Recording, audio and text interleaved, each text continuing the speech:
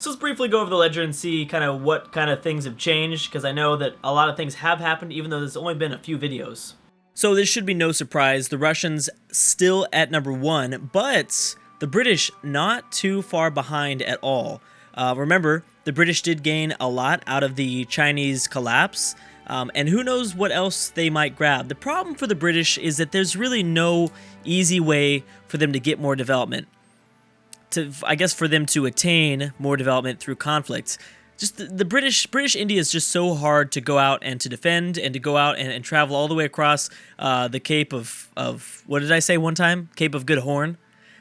So yeah, the Cape of Good Hope, not Good Horn, but that would be cool if it was the Cape of Good Horn. I guess the Horn of Africa could be the Cape of Good Horn. In our heads, I don't know. We'll see. Anyways, more crack things to talk about. But it's hard for them to like find things to go to war with. I mean, the British might have a chance to attack the Persians or Afghanistan. Probably not the Persians anymore, because that would force them to go to war with Russia at the same time, since Russia's guaranteeing the Persian independence. But either way, I don't see the British ever passing up Russia. But who knows? It is the 1940s, so we are in the next decade here. The World War II decade, so we'll see if anything really big happens. The USA pretty far behind, and if the USA doesn't go to war, then I don't know how they are going to stay. I don't know how they're going to stay in that spot. China's losing a lot of development at 704, and they might even lose a little bit more here to the Japanese, or maybe even to the French. We've got the Italians, who are actually ahead of the Germans in terms of development. By almost 100, they are ahead of the Germans. That's crazy. The French not too far behind. That's really going to be interesting. When the French fall in Western Europe, who's going to get more of the land? Will it be Italy or will it be Germany? Canada's still very high. Turkey's eating up more land in the Arabian Peninsula. Mexico's not going to do anything. So whenever the USA decides to attack Mexico, that'll be maybe an easy 401 development. Brazil really getting a lot of power. Surprised that Japan and Australia both are so low on this list. But these are the two dark horses. Watch for these two. They might really change a lot, but we'll see. Anyways, there are two big things going on. There's two big interesting wars. Once again, the Italians being aggressive, this time going after Ukraine and Serbia, and Japan going to fight China, Afghanistan, and Barada alone. At least they don't have to fight Thailand.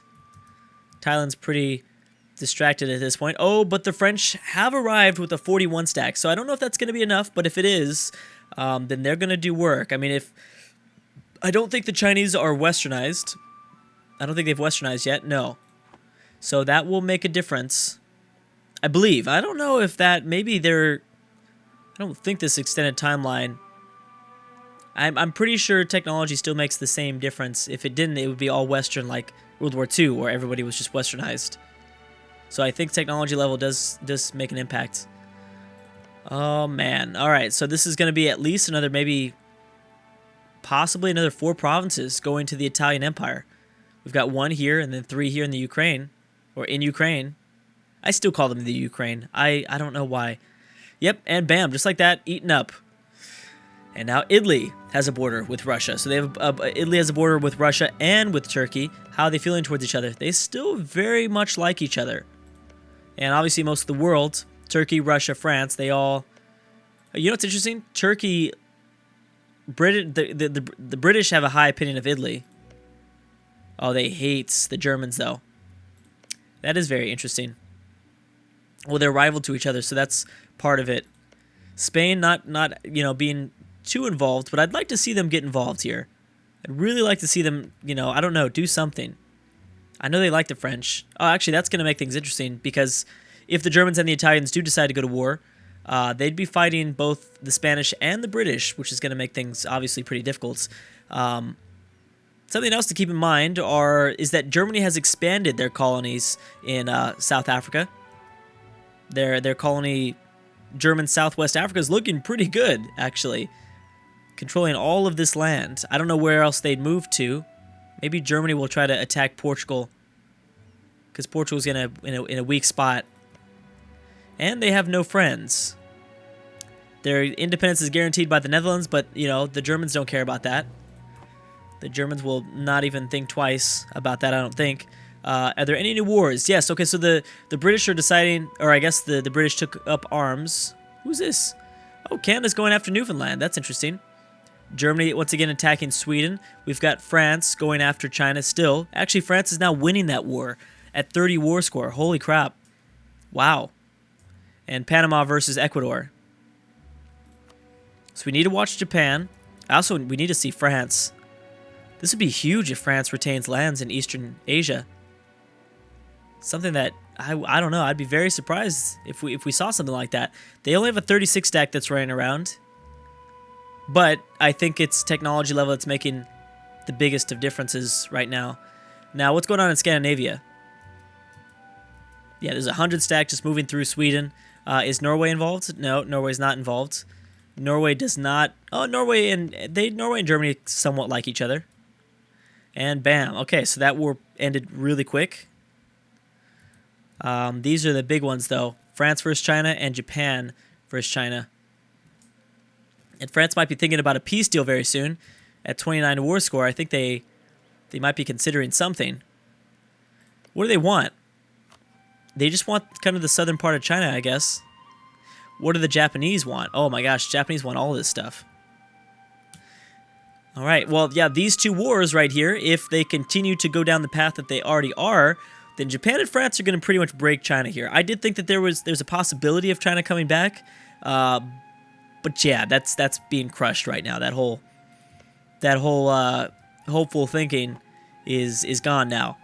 Probably is not going to happen. Oh, bam! So Yemen and Najd both vassalized under Turkey. So I'm sure the annexation process will begin soon. Najd will probably be annexed first, then Yemen. Najd and Yemen under Turkey. I don't think I said that right, but yes. So that will be interesting because when Turkey decides to annex them, they're going to be looking pretty good. I'm surprised Turkey hasn't attacked Albania. Oh, you know what? Albania and Austria. That's why, because they don't. Nobody really wants to attack Austria, even though Austria is not that big of a threat. They're definitely not that big of a threat. And boom, Germany's looking pretty good. As long as these two continue to keep their alliances, which they absolutely need at this point. They really need to keep these alliances right now. Because if they end up hating each other, then they're going to get picked apart from both sides. Russia is, I think, trying to figure out how they're going to deal with this. Russia, France, and Germany, actually, Russia, France, and the British, they all have got to be kind of trying to consider how do they approach the situation here. This is just interesting because we don't ever see Italy like this before. We don't see them like this in EU4. They're usually never this aggressive. They'll probably go to war soon. I think again here too. Well, yeah, we'll see if that happens. Let's go ahead and check in on China. Again, I'm assuming that there's probably going to be a peace deal soon. 1942. We've got a 41 stack running around here. Is Nepal involved on their side or against their side? No. Oh wait, why isn't Oh, the British are on the Japanese side. That's right. The French are just fighting this alone. I wonder why Thailand is here then. Thailand's here. Maybe they couldn't take up arms against Japan too. Maybe so much damage was dealt. Looks like China still has a 37 stack when they combined here. But okay, let's see. I would like to see the actual numbers. All right, so what do we have? Japan at a 3-3-2-1 leader. We've got China with their king here, a 3-4-5-1. Much better, well, a little bit better. Obviously, the numbers are on the Japanese side. Lot more discipline from Japan. Oh my gosh, why is that? Formation, Japanese tradition, extra 10%. That's huge. That's really huge. There's a little bit of extra morale though. Little bit, not by much. A little bit extra morale from the Chinese, but military tactics, that's big too. That's another big reason why I think the Chinese are getting ripped apart here. So yeah, I mean, even without the number advantage, I think the Japanese would be able to do pretty much whatever they want. Now, did Beijing get occupied? That's what I want to know. Is it right in front of my face? Probably. It probably is. Oh, so their capital is not Beijing. Is it? Oh, it's here. Okay, so nobody's grabbed that just yet. Maybe somebody will be going after it, maybe whether that be France or Japan at some point. Oh, Beijing was already taken? Yeah, it was up here. That's right. That's why. I was going to say, like, why isn't that the capital? What's going on here? This is confusing. But I know that China, as a whole, has had multiple capitals before they were, you know, China, when they were Qing and stuff like that. I mean, they've had many different capitals. But that's what I was assuming why. But yeah, now I remember it was taken over. Okay, so Panama is going to win their war over Ecuador.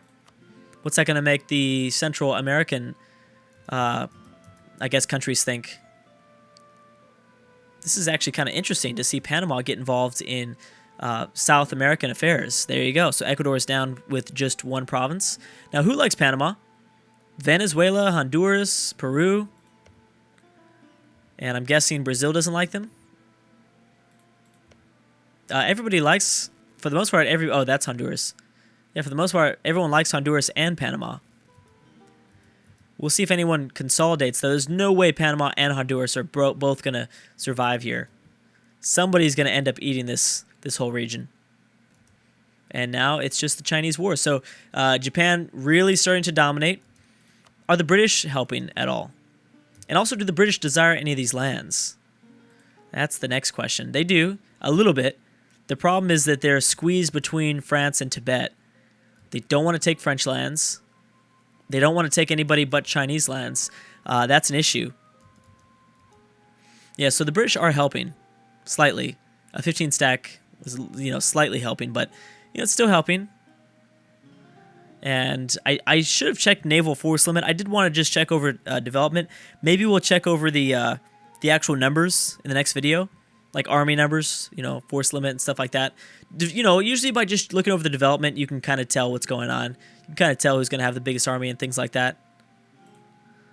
Also want to keep in mind independence declarations. That also makes things really exciting. So we've got 20%, 71 from Portuguese Angola. So we'll probably see them rise up again soon. If it wasn't for Persia, they probably would have gained, I don't know. If it wasn't for the British, actually, the British got their colonies involved, and that was what screwed them. And actually, now that the Portuguese are on their own, with no allies, it's very likely that Angola and Mozambique would get their independence. Yeah, I mean, they're being guaranteed by the Netherlands, but that doesn't matter. So at some point, I think we'll see that for sure happen, especially if someone supports them. So maybe the ROC or something like that. Interesting that Italy is allied to the, I'm sorry, the DRC. Ooh, Italy no longer allied to the British. Now, why is that? Are they... So they were. Who would force them to end that, though? Maybe the German... I don't know. Well, they were allied, but not anymore. That's interesting. Any more friends? Italy's allied to the Brazilians. Brazil's pretty much liked by everybody, except for the nations in South America. All right, let me see here. What are we at? 33 war score with Japan over China, and France is at 18 over China. We're still waiting for the results of this one here. This kind of smaller war. Will Norway be the one to eat up the rest of this land? Russia also staying very quiet. Where does Russia want to expand towards? I'm sure Eastern Europe. Yeah, I figured that. Mongolia, northern China. They do want to attack Afghanistan. That would be really interesting, actually. All that would make things, I think, very interesting. But Russia's not really being regular Russia, and maybe it's because they're on top here. Maybe they don't want to invade since they are on top, and they're winning the development game, and they don't want to ruin everything. I mean, that would be a smart idea. Japan now at 50 war score. Oh, man. Japan is going to be interesting, but they might only grab lands in the north. I'd like to see them go down towards the south and see what they can do. Maybe we will see an Australian-Japanese war. That would be really fun. That'd be very fun, especially with Australia kind of showing their own aggression as they move in towards Indonesia. I mean, man, there are a lot of possibilities. This, like I said, I mean, we're now a good chunk, a good beginning portion of the way into the World War I start in this extended eras mod and extended timeline mod. Oh my gosh. And I have to say the World War I is much more balanced. Much more variety is going to happen than World War II. There's just not, I think there's just not enough nations. And I don't know. It's the same thing is probably going to happen. We're already seeing so many things that we've never really seen before. Italy being this aggressive, China just completely falling. Japan might actually have a successful campaign if they peace out for enough here. Oh, and Russia did decide to go to war. Okay, that didn't take long. Ooh, but Japan is one of the people that... Ooh, the first Japanese-Russian war. Ooh. Okay, so that is going to make things pretty stressful for the Japanese. They need to peace out the Chinese as soon as possible, first of all. They're probably going to want to peace out with the Chinese, which I think that will probably happen. Now Mongolia is the main defender. Russia just wants Mongolia. So it's unlikely that Japan will lose things here. I mean, it's possible, but it's unlikely, I think. Or it's less likely than Mongolia getting completely destroyed. Here's a 64 stack, so Russia's moving in. Oh man, this is going to be interesting. But I'm actually going to stop it a little bit early.